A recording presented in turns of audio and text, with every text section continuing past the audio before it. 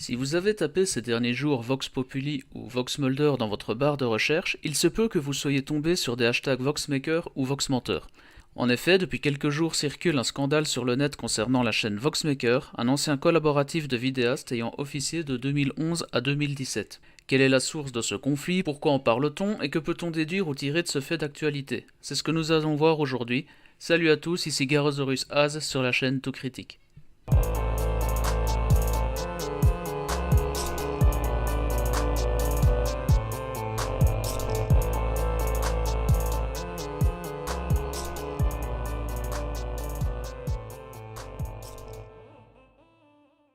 Commençons par une mise à niveau de base, à savoir qu'est-ce que VoxMaker. VoxMaker était un collaboratif de gens plutôt liés par l'amitié et désireux de produire un contenu varié sur une seule et même chaîne afin d'en favoriser la visibilité, de se garantir une entraide mutuelle et de mettre en lumière le travail d'artistes amateurs dont le travail aurait pu ne jamais être porté sur un large public sans ce collaboratif. Si aujourd'hui la manœuvre semble commune, nous étions alors en 2011 et les plateformes comme YouTube ne connaissaient pas l'essor actuel. VoxMaker fut fondé par deux personnes à la base, l'un se faisant appeler l'ermite moderne, l'autre Thomas Sirix. Durant ces années de service, VoxMaker se confirma et devint non plus un collaboratif naïf où seul l'art visuel importait, mais une entreprise, avec ses frais, son rendement et une relation de patronat instaurée par celui qui était devenu le seul gérant de l'entièreté de la chaîne, Thomas Sirix. Le 30 octobre 2017, et tandis que VoxMaker cumule près d'un demi-million d'abonnés, l'entreprise annonce via une vidéo intitulée « Fermeture du collectif » que chacun produira désormais du contenu de son côté et que si la chaîne laisse à disposition ses vidéos, elle n'en produira plus. Le 22 mai 2019, un nouvel ajout apparaît pourtant. D'anciens VoxMakers, soucieux d'informer leur public, leurs spectateurs, visiblement peu au courant de leur migration respective et d'où il est impossible de suivre leur activité actuelle, produisent une vidéo autopromotionnelle sans consulter le patron de la chaîne. Sur ma chaîne YouTube personnelle, vous avez aimé mes top 5 frayeurs surprises, j'en ai fait 2 autres. Pour voir mes nouvelles chroniques ainsi que mes vlogs, live et réactions, abonnez-vous en masse à ma chaîne YouTube perso, Ermite Moderne, lien dans la description. Hey, salut tout le monde, c'est Tai. Et yo, c'est Sacha. Sinon, on continue les concerts partout en convention et on fait plein de vidéos pour le fun sur notre chaîne, donc venez vous abonner. Les EPB ont continué avec une nouvelle équipe, notamment Sansei et Matt Stalker, sur une nouvelle chaîne habilement appelée Epic Pixel Battle.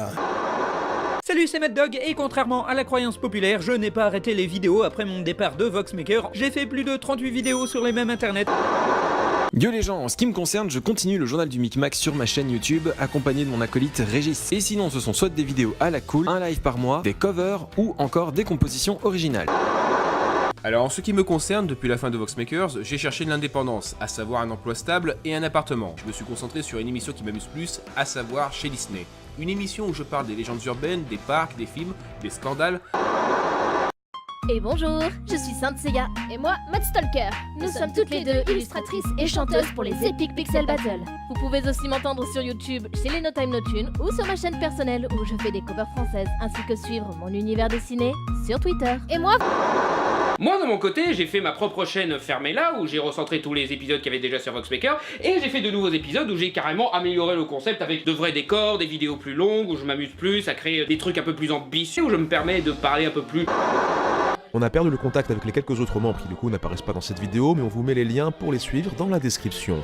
Ce dernier la supprimera pour la réintégrer avec un message d'accalmie au début et son autopromo à la fin, car lui aussi avait bâti ailleurs.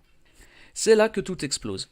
L'Ermite Moderne, l'instigateur de la vidéo initiale produite sur VoxMaker en 2019, réunit quelques anciens collaborateurs, parle au nom d'autres et dénonce l'attitude de Thomas Sirix dans une bande de plus de 2 heures. Son montage est manifestement produit au plus vite avant même de laisser refroidir les choses. Bonjour à toutes et à tous, ici le type qui fait l'Ermite Moderne. Je suis accompagné de Michael J de la chaîne YouTube Fermez-la. Qui fait Michael J. Voilà. Et je suis accompagné de Tai et Sacha de la chaîne Starry Sky. Nous sommes là aussi pour représenter d'autres membres, à savoir 1, 2, 3 Lunatic, Sanseiya et Matt Stalker, tous les trois de la chaîne Epic Pixel Battle, oui. Ainsi que Mad Dog de la chaîne Mad Dog qui présente les minutes même et la chronique facile, et Antoine alias Sans Pseudo qui présente la chaîne où il y a l'émission chez Disney.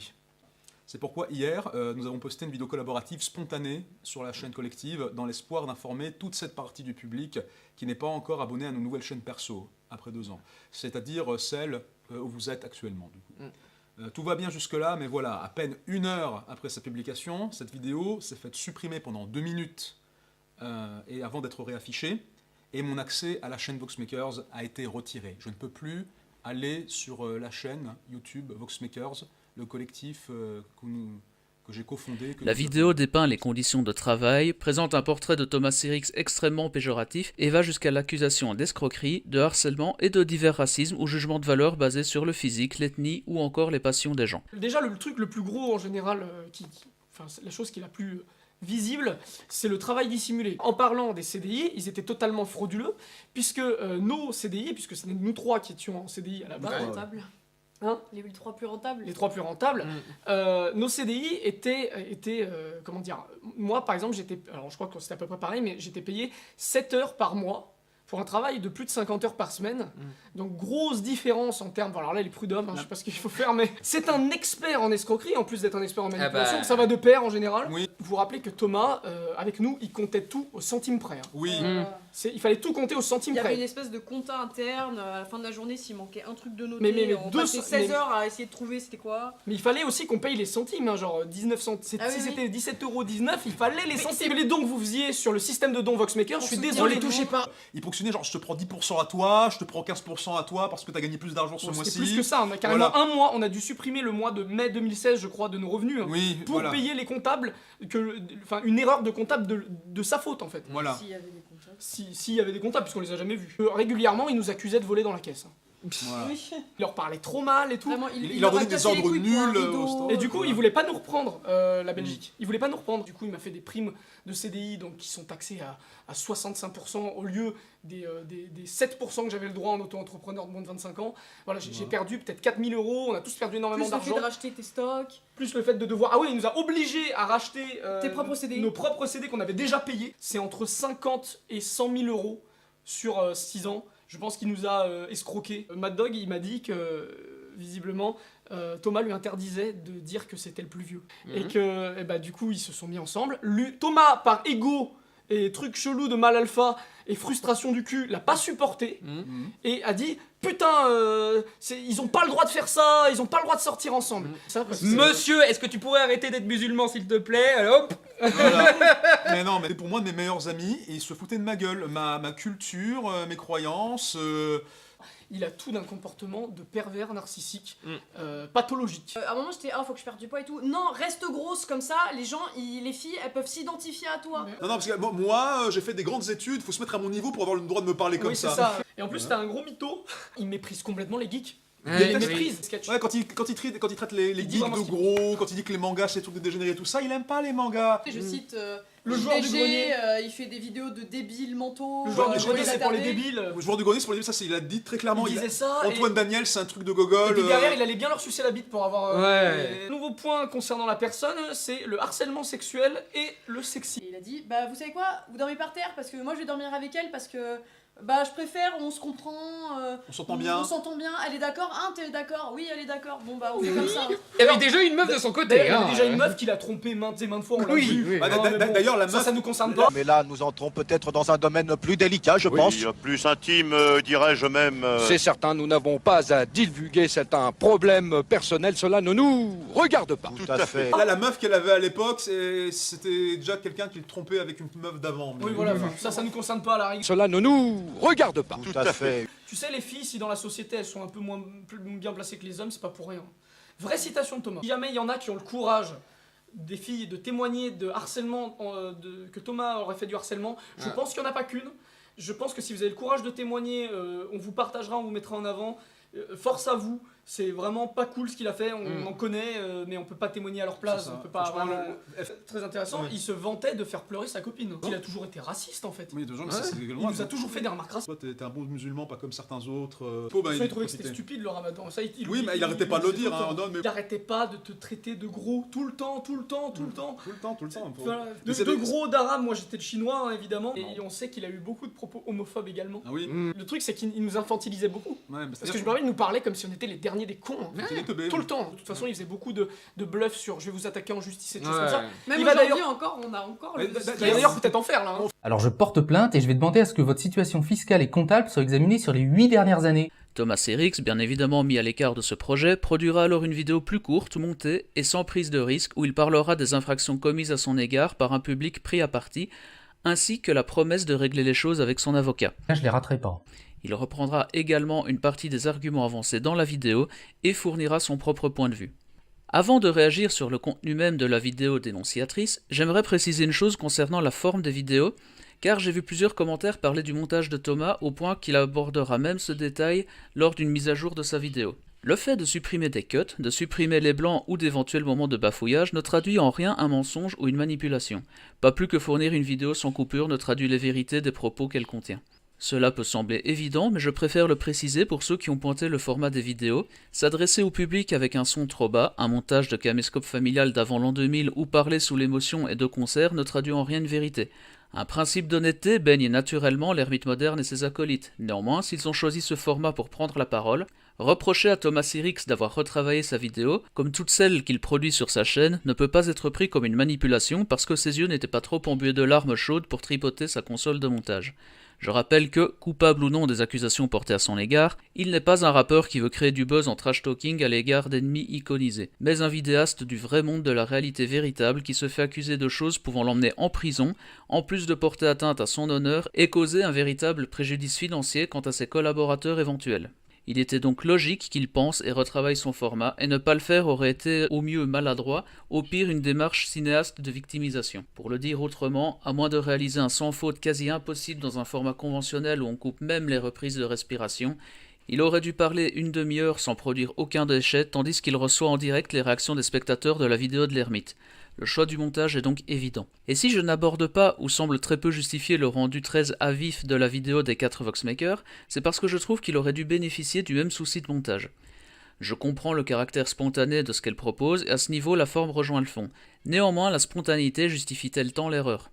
En dehors d'un format live, je ne le pense pas. Fuir, c'était une décision difficile, parce qu'il y a ce côté rester pour se battre contre quelqu'un de nuisible qui peut gâcher aussi notre santé mentale, notre vie. Des fois, se battre, c'est des fois une obligation qui te piège, tu vois. Il y a des gens, par honneur et par principe, ils se piègent eux-mêmes dans ces principes et se lancent des fois dans des guerres longues et ardues et épuisantes. Mais nous, ce qu'on cherchait, c'était faire de la création vidéo. On s'en foutait du pouvoir, on s'en foutait à ce stade de l'argent. On voulait juste avoir notre dignité, notre liberté. Et dans ce moment-là, je pense qu'on a eu le courage de fuir, en fait. Après avoir regardé les 2 grosses heures de plainte de l'ermite et ses associés, j'ai été partagé par 2 sentiments. L'effet de surprise passé concernant Thomas Sirix, que je suis car j'aime son contenu alors même que j'ignorais jusqu'à l'existence du collectif, se sont succédés les sentiments de compassion naturelle envers un groupe de personnes marquées par une mauvaise expérience professionnelle, mais aussi relationnelle, et l'envie de soupirer face à des gens qui oscillent entre des propos d'enfants ignorant dans quel monde ils vivent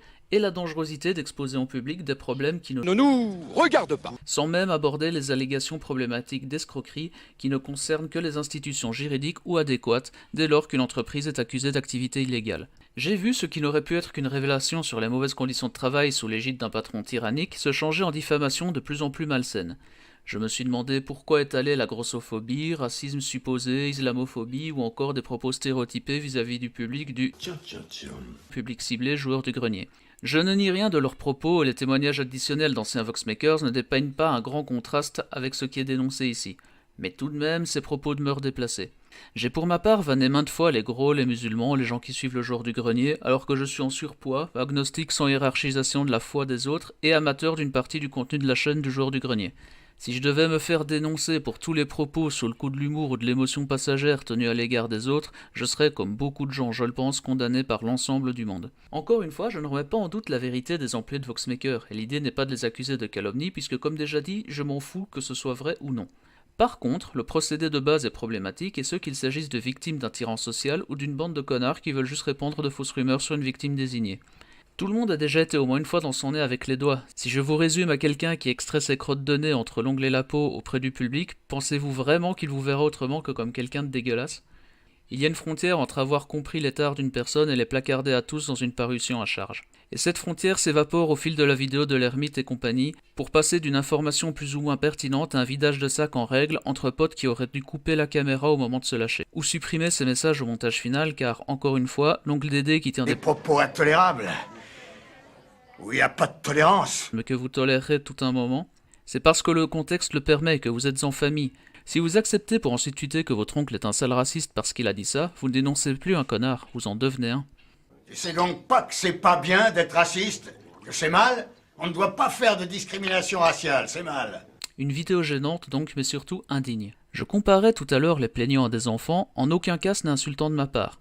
Je trouve réellement qu'un ensemble de propos tenus convoque bien plus les mots d'un enfant ou jeune adolescent qui déplore les injustices de ce monde comme si le monde devait s'en choquer. Ainsi, lorsque j'entends dire sur un ton évident de reproche que Thomas compte ses dépenses au centime près, ne laisse pas le choix au vidéaste sur la moitié du contenu qu'il produise ou encore exige un rendement à ses employés et rappelle qu'il est le patron, Nous détestons le drama, il faut le dire, hein, comme vous tous, mais le truc c'est qu'on n'a pas le choix. C'est vraiment un dernier recours.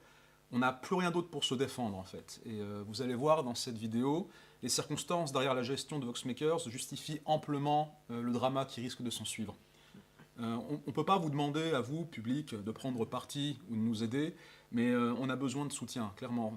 On ne sait plus quoi faire. On ne sait vraiment plus quoi faire et on demande juste une chose, à être entendu, être écouté. On était plusieurs à s'évaluer entre nous, on validait un truc entre nous, et ensuite lui c'était oui ou non, et c'est lui qui a le droit suprême de dire si c'est publié ou pas. Mais du coup, il pouvait aussi exiger le choix des sujets. C'est-à-dire qu'au préalable, il fallait qu'il soit d'accord avec le genre de sujet abordé dans la vidéo. Par exemple, il m'imposait beaucoup mes sujets, c'est-à-dire que c'est pas moi qui choisissais ce que je faisais dans mon émission. Une fois sur deux, il me disait « fais ça ». Et j'étais obligé. Et par exemple, il y avait une obligation de résultat chez Voxmakers. C'est-à-dire que, il me semble, les 2 dernières années, si tu ne faisais pas une moyenne de 100 000 vues minimum sur tes 3 dernières vidéos, tu étais rétrogradé sur la chaîne Voxmakers+. Thomas, il gagnait 100%, c'était complètement illégitime. C'est les mots exacts qu'il m'a dit au téléphone. Vous comprenez que j'étais pas super d'accord à ce moment-là, mais je savais pas trop quoi répondre. D'accord. Surtout qu'il est patron sur le papier, mais c'est quand même une initiative commune à la base de vidéastes. Surtout, est-ce que Voxmakers, dites-le moi hein, si vous pensez différent, je vais m'avancer un peu, c'est peut-être un peu prétentieux, mais est-ce que Voxmakers a été connu grâce à lui? Nope. Bon, je pense qu'en majorité, c'est nous qui avons fait le job avec les autres Vox. Hein. Alors que lui, il impose tout depuis le début, et puis de toute façon, il possède tout, alors on est obligé de l'écouter en fait. Sinon, il publie pas, et puis il nique ta race, tu vois. Enculé de ta race! J'adore les duels inoffensifs. Je ne plains à aucun moment les victimes autoproclamées de ces actes, car Thomas Sirix est effectivement le patron. Il possède légalement 100% de Voxmaker et le gère de ce fait comme il l'entend. Se plaindre de ces demandes est aussi pertinent que de voir un ouvrier du bâtiment se plaindre qu'on lui laisse pas le choix de ses chantiers, un professeur révolté à l'idée qu'ils doivent produire des examens chaque année pour des classes qu'il n'a pas sélectionnées, ou encore un trésorier qui râle parce que la comptabilité de l'entreprise où il travaille se veut juste à l'euro près. Oui, M. Sirix ne semble pas être un patron sympathique, mais un patron n'est qu'une personne qui exige un service à des employés volontaires et leur fournit un salaire déterminé pour cela. Si le contrat ne compte que 7 heures par semaine et que les salariés en prestent 8 fois plus, ou ils se font payer via un nouveau contrat de travail, ou ils ne fournissent pas plus d'heures que celles pour lesquelles ils sont rémunérés, comme dans toutes les autres entreprises. Car oui, et c'est la chose que je voyais presque clignoter en boucle dans un coin de ma tête à de nombreux passages de la vidéo, Thomas Sirix n'était pas un fondateur d'une coopérative au pouvoir partagé, il était et est toujours le seul et unique patron de Voxmaker. Que l'ermite et lui aient fondé la chaîne en même temps, ou que jusqu'à leur entrée dans l'entrepreneuriat, ils se soient répartis équitablement le pouvoir ne change rien, dès lors que Voxmaker est devenu une entreprise et que les Voxmakers ont offert à Thomas, par abus de confiance diront les uns, bêtise profonde de signer sans lire les contrats rétorqueront les autres, les pleins pouvoirs. L'ermite moderne peut clamer qu'il a fondé Voxmaker au même titre que Thomas, il n'en possède aucun droit et même sa place au sein de l'entreprise n'est due qu'au bon vouloir de M. Sirix, même s'il lui laisse un droit d'administration sur son forum et ne conteste pas qu'il soit le cofondateur. D'un point de vue légal, l'ermite moderne n'a pas plus de droits sur Voxmaker que vous et moi. Du moins si Voxmaker est bien une SASU et non une SAS, mais j'ose espérer que c'est le cas ou alors on atteint un niveau de bêtise inimaginable. Rapidement, à force de manipulation, il nous a fait peur en nous balançant beaucoup de jargon économique et les parts ont été reprises et c'est passé en SASU. Ça nous a forcé à céder nos parts pour qu'ils possèdent 100%. Voilà, en donc fait. même moi le cofondateur, j'avais plus de vrai pouvoir concret dans l'entreprise Voxmaker. En tout cas pas aux yeux de la loi. Pas aux yeux de la loi. Et si vous vous demandez la différence entre ces deux statuts, c'est simple. Simple parce que pas grand chose en fait. La société par action simplifiée, ou SAS, et la société par action simplifiée unipersonnelle, ou SASU, ont les mêmes charges administratives ou presque, y compris concernant les avantages et ou obligations fiscales. La version unipersonnelle permet juste non pas de prendre des décisions importantes via une assemblée générale, où chaque membre associé compte comme une voix dans un organisme collectif, mais de tout déléguer à ce qu'on appelle un DAU, décision de l'associé unique. Pour le dire autrement, c'est quand le Sénat galactique cède les pleins pouvoirs à Palpatine, qu'il promette ou non de le partager un jour ne concerne que lui, dorénavant seule sa parole a du poids. On peut donc dire que M. Cyrix a palplatiné le jeu. Ce que ça traduit, et que les ex-Voxmakers ne semblent toujours pas comprendre, c'est que Voxmaker, ce n'est plus eux, c'est Thomas. Quand l'ermite moderne emploie son statut d'admin pour uploader une vidéo sans l'accord du maître des lieux, c'est une infraction, et Thomas aurait pu se contenter de supprimer la vidéo. À la place, il l'a aménagée à sa façon, ce qui n'est pas forcément gentil de sa part, car il est clair que l'opportunité d'y ajouter son contenu lui profite également, sans parler du souci de lisser l'image du pseudo-collectif. Mais il en a le droit, tout comme il a parfaitement le droit de retirer à l'ermite ses accès. On va encore transposer l'exemple. Si vous gérez une bijouterie et proposez des articles sur votre site, verriez-vous d'un bon œil qu'un employé supposé parti et sans ayant droit sur votre entreprise placarde des publicités sur les colliers qu'il vend de son côté, ou sa bagnole qu'il propose en seconde main? Non, vous lui supprimeriez immédiatement ses accès car il n'est pas concevable de laisser quelqu'un poster en parfait pirate des annonces sans votre accord.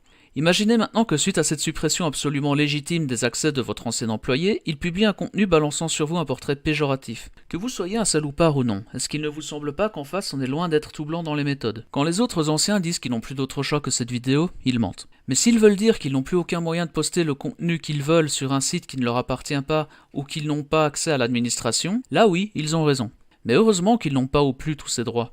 Est-ce que vous exigez un double des clés au propriétaire de votre ancienne maison lorsque vous déménagez? Et la gestion de l'aménagement? Bien sûr que non, car si tout le contrat est terminé, chacun reprend sa vie. Si au bout d'une partie de poker vous n'avez plus de jetons, tant pis, vous ne pouvez pas demander de les récupérer.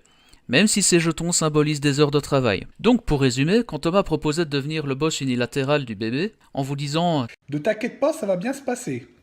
Bien se passer, ne t'inquiète pas. T'inquiète pas. » Fallait vous inquiéter. J'ai beau compatir en entendant comme vous en avez bavé, ce merdier vous l'avez creusé avec vos mains. Ou plutôt vous avez laissé un autre vous enterrer vivant sans paniquer parce qu'il avait l'air gentil et digne de confiance. Pardon de vous enfoncer un peu plus le schlass dans les côtes, mais pour vous qui passez votre temps à vanner Thomas parce qu'il n'a pas le temps de produire autant de contenu que vous, je la tiendrai sous le palais en me rappelant que moi je n'ai pas eu le temps de vérifier si le contrat qui allait régir l'avenir de mon entreprise était sain. Il a bluffé, vous l'avez cru, bienvenue dans le monde réel. Le monde réel, parlons-en. Alors, petit détour vers les pseudos. Le pseudonyme, c'est courant. On en voit un peu partout, il n'y a pas besoin d'un nom et d'un prénom biblique pour honorer notre culture moderne. Vous voudriez donc que je m'appelle comment? Corinne, ça vous irait très bien. Toutefois, en voyant que vous balancez tantôt du vrai nom, tantôt du pseudo, tantôt ici le type qui fait l'ermite moderne, je ne comprends absolument pas comment vous vous situez. À votre place, j'aurais opté pour des prénoms. Après tout, vous ne produisez pas une œuvre artistique, vous parlez en tant que personne civile classique et de choses qui n'ont même plus rien à voir avec le virtuel. Mais au-delà de ça, je me pose aussi la question du côté de Thomas Cyrix. D'où tu embauches une personne qui se fait appeler Saint Seiya? Attention, j'aime ce manga, ce n'est pas le problème. Mais si je paye des employés ou des artistes, le minimum c'est qu'ils portent des pseudos dont ils ont le copyright, ou donc quelqu'un d'autre ne le possède pas. Je ne sais pas moi, un illustrateur qui s'appelle Sasuke Bab, ça marche, on pige la référence mais ce n'est pas une marque à proprement parler. Que Naruto Shiba, non. Je pinaille mais c'est pour moi une évidence et on dirait que dans votre monde, les contrats, le travail, les ayants droit et tout ça, ça n'a aucune importance face au pouvoir de l'amitié, du virtuel ou du bien vouloir faire. Comment vous voulez vous en sortir en évitant les obstacles si vous prenez par-dessus la jambe absolument tout? La réalité ne se contente pas à votre cercle à vous et à celle de vos amis. La réalité, ça concerne l'ensemble de la société et le virtuel a une petite place dans cette société. Ainsi, quand vous vous étonnez après du coup de buzz qu'a pu produire votre initiative, je me fesse-palme le visage à embroyer des escargots. Vous quittez un groupe qui pèse plus de 400 000 abonnés en 2017. Vous pensiez qu'ils étaient morts en 2019 ? Parce que d'accord, vous cumulez quelques miettes que sont 100 000 à 200 000 abonnés chacun d'entre vous faiblement, et oui, des gens en convention s'étonnent de vous voir encore actifs alors qu'ils s'étaient arrêtés à Voxmaker. C'est très difficile d'informer 450 000 personnes de la fermeture d'une chaîne et de les motiver à s'abonner à nos nouvelles chaînes personnelles, mais ça l'est encore plus quand on ne te laisse aucun moyen de communiquer correctement. Alors on le voit, car beaucoup de gens en fait viennent nous voir en convention en pensant que ça fait 2 ans qu'on n'a rien fait, alors que vous le voyez, nos chaînes sont toujours là, toujours très actives. Ouais, toujours. Mais ça arrive des fois, genre ah vous avez fait le générique des nous, mais vous avez rien fait depuis 2 ans, alors que C'est des personnalités mortes de YouTube. Exactement. Ouais. Mais d'où vous tirez que seulement 200 000 personnes qui voient ce drama concernant des gens qu'ils aiment présupposément bien ne fera que peu de bruit? Et comment vous pouviez espérer qu'en vidant votre sac pendant plus de 2 heures devant tant de personnes, avec tout le stress et le manque de pondération qu'on vous constate, personne n'allait vouloir fumer votre bourreau? Vous êtes des enfants avec un pouvoir d'influence envers lequel vous ne prenez absolument aucune précaution. Enfin, vous ignorez ce qu'est le monde réel parce que vous parlez des prud'hommes comme d'un organisme qui pourrait vous défendre, mais vous avez la flemme de creuser, préférez dénoncer vos conditions de travail et le harcèlement subi, au tout venant plutôt qu'aux organismes habilités à vous défendre. Thomas est peut-être la pire des ordures si vous voulez, un super manipulateur mal alpha qu'aucun homme ne pourrait briser, il n'empêche que des gens sont partis avant vous en ayant senti l'embrouille, d'autres encore ont été victimes et vous ont prévenu, et vous saviez que les conditions étaient au moins troubles. Vous parlez de votre groupe comme de grands amis tous abusés par un diable surpuissant, mais en vérité les solutions étaient nombreuses et vous les avez toutes évincées. Par crédulité, selon vos propos, mais est-ce qu'il n'y avait pas tout simplement une vanité profondément ancrée en vous ? Le confort de râler sur papa plutôt que gérer votre propre foyer, ou encore le simple besoin de notoriété en étant prêt à sacrifier vos amis et fermer les yeux face aux dépressions et autres choses dégueulasses de votre cercle, juste par peur de ne plus exister sur le net. Et là, je me tourne vers Julien, alias l'ermite moderne. Vous n'étiez pas légalement quelqu'un au pouvoir, mais preniez des responsabilités de cofondateur déléguées par Thomas et parliez toujours comme si vous aviez du pouvoir au sein de la chaîne. D'ailleurs, vous parlez toujours comme si vous avez du pouvoir au sein de la chaîne. Si le fondateur a persécuté de nombreux employés, qu'avez-vous fait pour les défendre ? C'était votre rôle en tant que bras droit de servir de jonction entre le tyran et les victimes. Enfin, héros, méchant, c'est plus compliqué maintenant. J'entends bien que tous vous dites que vous avez fait des choses pas Jojo ou que vous demandez pardon, mais vous ne citez aucun exemple éludé pour revenir au TH de costard de votre cible. En bon agnostique, j'ignore si je suis Dieu, mais si je le suis, vous n'aurez pas un meilleur traitement que Thomas sur les charges morales que vous avez fait peser sur les autres. Encore une fois, les choses sont devenues plus compliquées dans cette saison 3. Le monde n'était déjà pas à la base manichéen, mais maintenant, les limites entre un héros et un méchant deviennent de plus en plus floues. Parce qu'être complice n'ôte en rien la responsabilité des actes commis par un groupe. Thomas a été votre chef de meute, mais en aucun cas vous n'obéissiez par obligation légale ou manque de choix. Vous aviez le choix, mais vous avez choisi de vous laisser faire, de vous courber et d'obéir. Alors venir jouer les victimes, c'est bien beau, mais trop tard. D'autant qu'à mes yeux, vous endossez maintenant le rôle de bourreau, et curieusement, cette fois encore, ce n'est pas totalement la faute de votre mentor en la matière. Quel était le but de votre vidéo ? 6 ans. Par contre, bien qu'on sera en droit, mais en tout cas, on peut lui demander de ne plus en gagner sur notre dos. C'est fini maintenant. Plus de délire avec Wizdeo et ce genre de choses. Et pour vérifier ça, on veut qu'Hermit retrouve l'accès à la chaîne pour pouvoir vérifier que les vidéos ont bien été démonétisées. C'est non négociable. Je dois avoir l'accès à la chaîne, sinon ça veut plus rien dire. Récupérer les accès à la chaîne Voxmaker et un droit d'utilisation sur vos vidéos. Ok. Deux choses illégitimes, la loi ne le permet pas si le patron ne le permet pas. Vous avez donc traîné ce patron dans la boue en faisant un portrait humainement infect et fiscalement frauduleux. Vous avez pris à partie les gens qui vous suivent en les touchant aux cordes sensibles, à savoir une attaque de leur culture geek présupposée, et l'argent qu'ils ont pu envoyer à Voxmaker en son temps en pensant qu'il vous reviendrait personnellement. En bref, vous avez tiré à balles réelles sur quelqu'un pour qu'il vous cède des droits sur son entreprise où vous n'avez légalement aucune revendication à avoir. C'est quoi l'étape suivante ?